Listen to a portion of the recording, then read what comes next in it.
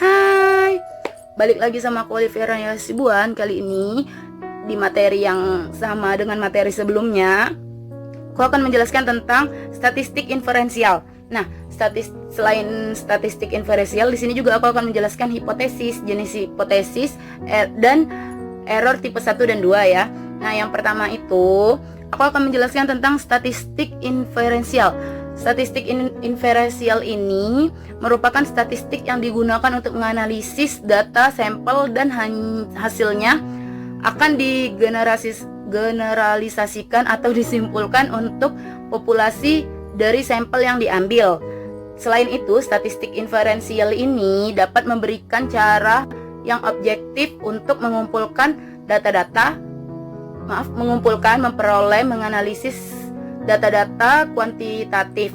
Nah, dan menarik kesimpulan tentang ciri-ciri populasi tertentu berdasarkan hasil analisis sampel yang kita pilih secara acak dan dari populasi tersebut yang bersangkutan.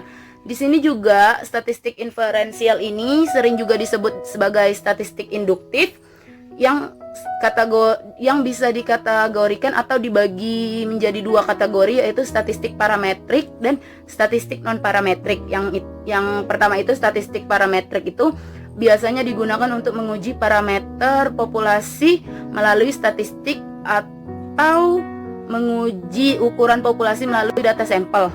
Yang kedua itu statistik non parametrik itu biasanya tidak menuntut terpenuhinya banyak asumsi.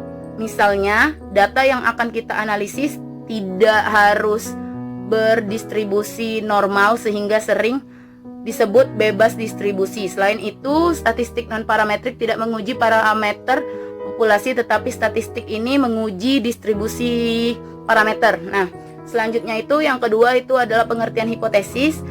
Pengertian hipotesis di sini hipotesis merupakan asumsi atau dugaan pernyataan sementara yang masih lemah kebenarannya mengenai karakteristik populasi. Pengujian populasi ini juga dilakukan berdasarkan hasil penelitian pada sampel yang kita ambil dari populasi tersebut.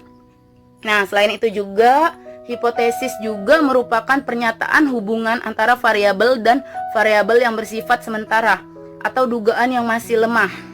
Nah, di sini juga selanjutnya aku akan menjelaskan tentang jenis hipotesis. Yang pertama itu hipotesis dibagi menjadi dua bagian menurut Siregar 2017. Nah, di sini yang pertama itu hipotesis penelitian. Hipotesis penelitian itu merupakan proses rangka pembuktian atau pengujian benar atau tidak benarnya suatu hipotesis penelitian, maka dari itu dilakukan secara statistik. Maksudnya hipotesis ini dilakukan secara statistik. Yang kedua itu hipotesis statistik merupakan pernyataan atau dugaan mengenai satu atau lebih populasi.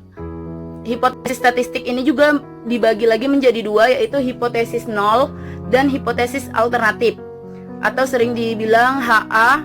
Yang hipotesis nol tadi HO. Nah, yang pertama itu HO. Hipotesis nol atau HO ini merupakan penunjukan kepada adanya perbedaan pada populasi. HO akan selalu dituliskan dengan tanda kesamaan sehingga muncul hasil spesifik pada nilai tunggal.